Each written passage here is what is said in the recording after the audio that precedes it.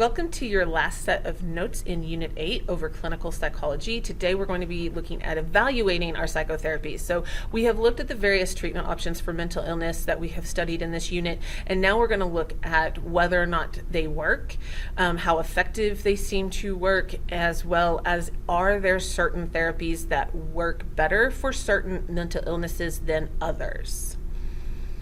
On your note sheet, I've given you a lot of information on your note sheet for this, but I'm going to be adding a lot of additional information that is not already on there. So you will definitely want to be taking some additional notes and adding things in as we go over this, but also the information that is on the sheet already, make sure you are understanding, underlining, highlighting, and process that information as well.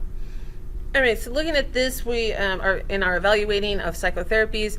The question is, to whom do people turn for help with psychological difficulties? And when you look at this graphic, you see that the community health specialists provide the largest outpatient psychotherapy, which means they're not living in a institution or hospital or a house of some sort, like in the OCD project that we watched in class. That would not be considered an outpatient type of therapy that they were dealing with. And then within the psychotherapies, cognitive therapies are most widely used. So let's think about, buzzwords for cognitive therapy, and then followed by psychoanalytic, and then family and group therapies. If you ask clients about their experience, so if you ask the patient about their experience of getting into therapy, they always overestimate its effectiveness.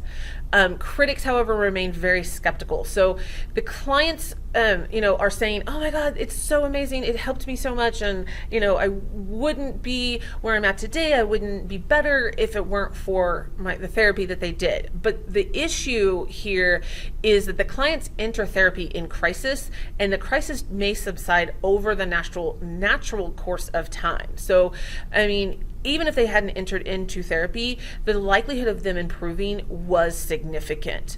And clients may need to believe the therapy was worth the effort. I'm putting all this effort into therapy. I want to know that it's working, and I want to believe that it's working, so that I don't consider myself being, wasting my time doing this.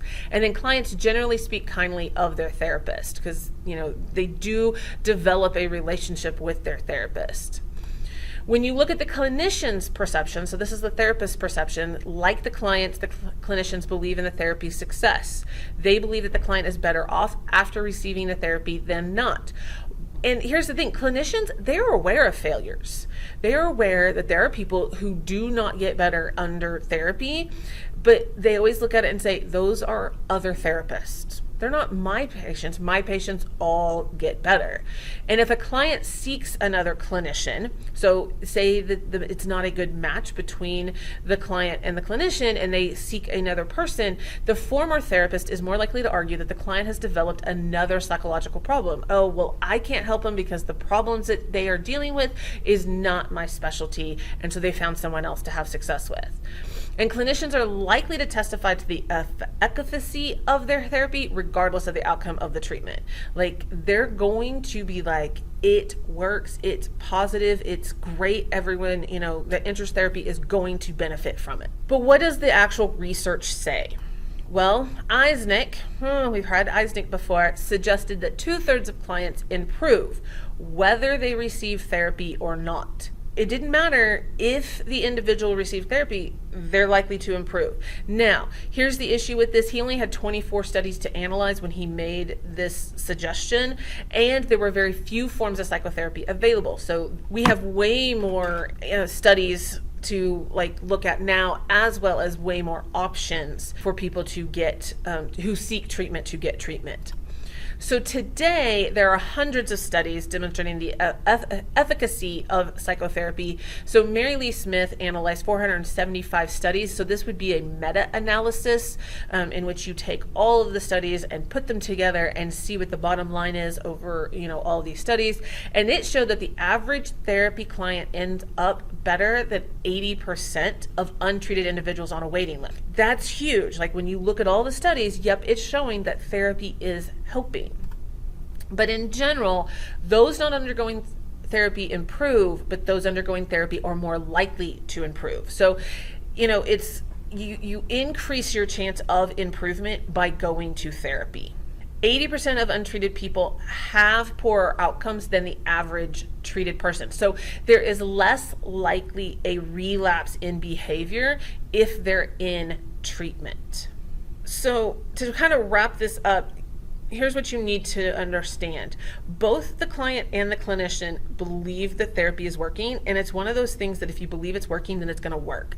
It's like a placebo effect in a way, in that there's belief that it works, so therefore it works. So relative effectiveness of different therapies. On your note sheet, I give you some, and we're going to touch on some of them here, but I'm also going to include some other areas in which therapy can be beneficial that we haven't really talked about in class. So different therapies are most effective in treating certain disorders. So depression, you're going to see behavioral therapy, cognitive therapy, interpersonal therapy, behavior cognitive therapy, so addressing the thought process and the behavior. Anxiety, obviously cognition, so that's a thinking, but through exposure and then stress inoculation as well. Bulimia, which we have talked about in a previous unit, we did not talk about this, but it is also considered a mental disorder. Oftentimes that's going to be best treated by a cognitive behavioral process. Phobias, it's going to be behavior, because you want to change the response there. Bedwetting is another one that we have not talked about, and this would be behavior modification. So bedwetting is considered a disorder. It meets a lot of the requirements to be considered a disorder, and so you want to figure out the behavior modification options. So which type of therapy is best? Here's the thing. No one type of therapy has been found to be superior. It just depends on a lot of factors. And there also appears to be little, if any, connection between the clinician's experience, training, supervision, and licensing and their client outcome. It's really going to be about the fit between the client and the clinician and the therapy that they're doing and the disorder. It's like a combination of things. So therapy is most effective when the problem is clear-cut and very specific. So if they're coming in with, it's difficult to figure out what the issue is, it's going to be harder for therapy to treat that issue. And psychotherapists are striving to tailor specific treatments to specific problems. All right, I do want to talk about, because therapy seems to be so beneficial, of course, you have some alternative psychotherapies that do crop up. There's therapeutic touch. Therapists move their hands a few inches from the client's body, attempting to push energy fields into balance. When you study this from a scientific perspective, it doesn't seem to work. But again, it may be the placebo effect being, in effect here, that the client and the clinician are thinking that it's working, so it's working. And just gradually over time goes back to the whole idea that even those that don't seek treatment do get better without treatment. So this might be playing a part in that as well.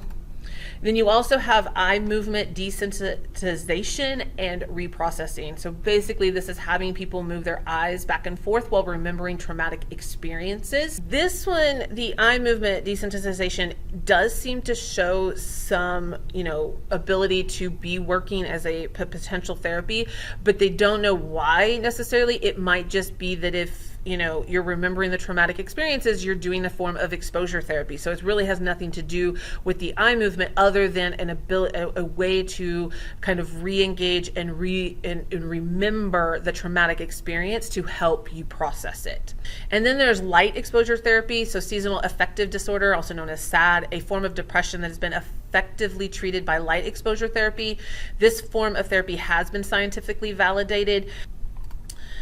Now, let's talk about the therapist and their training. So we have touched on this many units ago, I think back in Unit 1, kind of talking about this, but let's bring it up again here. Clinical psychologists are mostly PhDs. They are experts in research, assessment, and therapy, supplemented by a supervised internship. Clinical or psychiatric social worker, there's the Master of Social Work plus postgraduate supervision, prepares some social workers to offer psychotherapy. Typically social workers are going to be going into some sort of DHS or state licensing, working with the homeless population, those sorts of things. But doing this psychiatric social worker program allows them to do some psychotherapy, mostly with people with everyday personal and family problems. Counselors, these are pastoral counselors, so a pastor at a church, abuse counselors at work. It could also be school counselors as well. Work with with problems arising from family relations and substance abuse, and with spouse and child abusers.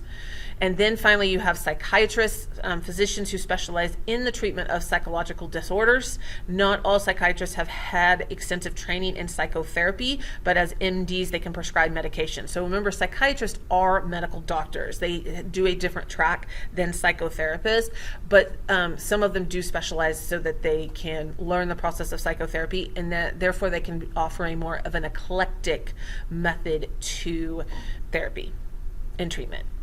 And the last thing on therapists I need you to understand is therapists do have the power to put someone in a mental institution, a mental hospital, to admit them in for treatment. So it is very, very important that the relationship between the client and the clinician is as a professional as possible. So there are a lot of guidelines that are going to regulate the types of relationships that they can have. All right, so preventing psychological disorders, there's a lovely Peruvian folk wisdom quote here: it is better to prevent than cure. So preventing psychological disorders means removing the factors that affect the society, factors like poverty, meaningless work, constant criticism, unemployment, racism, and sexism. So if we can as a society work on removing those, then we would have a better shot and better chance and ability to prevent psychological disorders from forming to begin with. And then mental health programs. Advocates of preventative mental health programs argue that many psychological disorders are likely due to social conditions, which makes sense. If you're constantly under stress of not, of having enough money to put food on the table or a roof over your head or those sorts of things, that can cycle into a mental disorder. To prevent such disorders, we should change oppressive, esteem-destroying environments into more benevolent, nurturing environments that foster individual growth and self-confidence. Let's build people up, then instead of trying to tear them down. And of course, let's go back to, from the very beginning, we talked about how this is very much a biopsychosocial in nature. So please take a look at this. Go back to how are we going to try to prevent these psychological disorders from forming and or from getting too severe. It's going to take a combination of biological and the psychological and the social cultural.